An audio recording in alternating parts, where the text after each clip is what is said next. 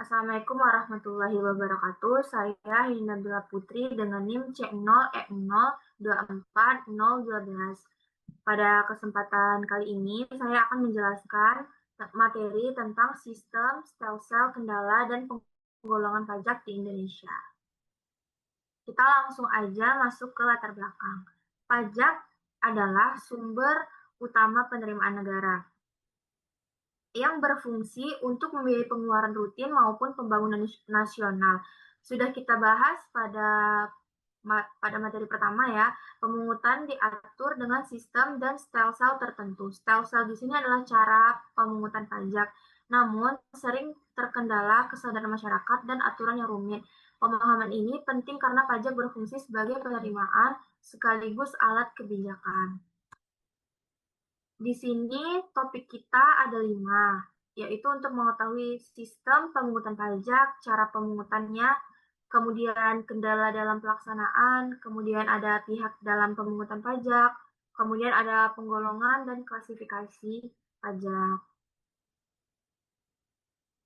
Kita masuk ke sistem pemungutan pajak.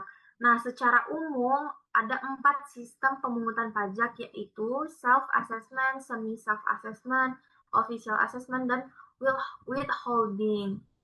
Di sini pengertian masing-masing menjelaskan bahwa yang pertama, self-assessment. Ini maksudnya wajib pajak diberi kepercayaan penuh untuk menghitung dan melaporkan sendiri pajaknya. Kemudian semi self-assessment yang membagi wewenang antara wajib pajak dan Fiskas. Ketiga, official assessment system, yaitu Fiskas yang menentukan jumlah pajak melalui surat ketetapan pajak. Dan yang keempat, ada withholding tadi ya, di mana pihak ketiga ditunjuk untuk memungut pajak. Contohnya, bendahara yang memotong gaji karyawannya. Itu PPh pasal 21. Nah, di sini ada stelsel pemungutan pajak. Selain sistem, pemungutan pajak juga diatur melalui stelsel atau cara penentuan pajak. Di Indonesia ada 3 jenis nih. Yang pertama itu ada real stelsel ya, atau stelsel nyata, yaitu pajak dihitung berdasarkan penghasilan nyata wajib pajak, namun baru bisa dipungut di akhir tahun. Kedua, ada fiktif stelsel atau stelsel anggapan.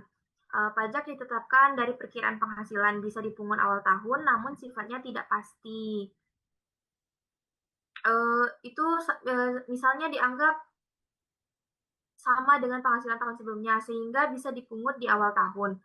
Ketiga, ada stelsel campuran, yaitu gabungan keduanya, di mana pajak dihitung dengan perkiraan di awal tahun lalu disesuaikan dengan penghasilan nyata di akhir tahun. Contohnya pada pembayaran PPh pasal 25 atau 29. Kendala dalam pemungutan pajak, yaitu ada perlawanan pasif dari pihak pajak.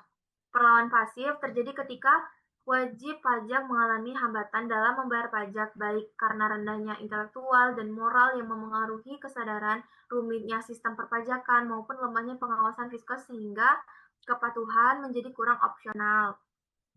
Ada juga perlawanan aktif ya di sini.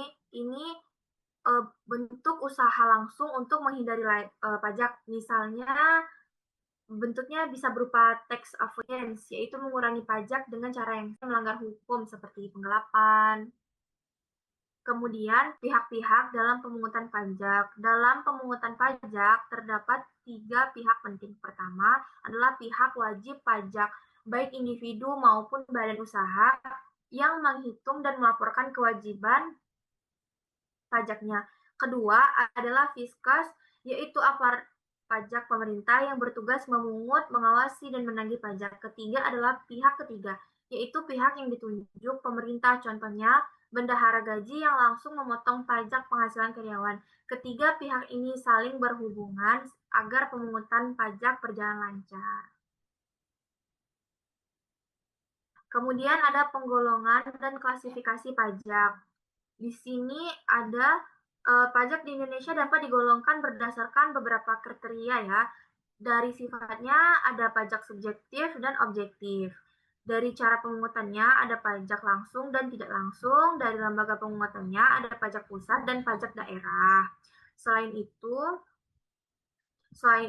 pajak juga bisa dikelompokkan menurut objeknya, seperti pajak atas penghasilan, pajak atas kekayaan, pajak atas lalu lintas hukum atau barang, serta pajak atas pemakaian seperti PPN, cukai. Penggolongan ini penting agar pengelolaan dan pengawasan pajak menjadi lebih mudah.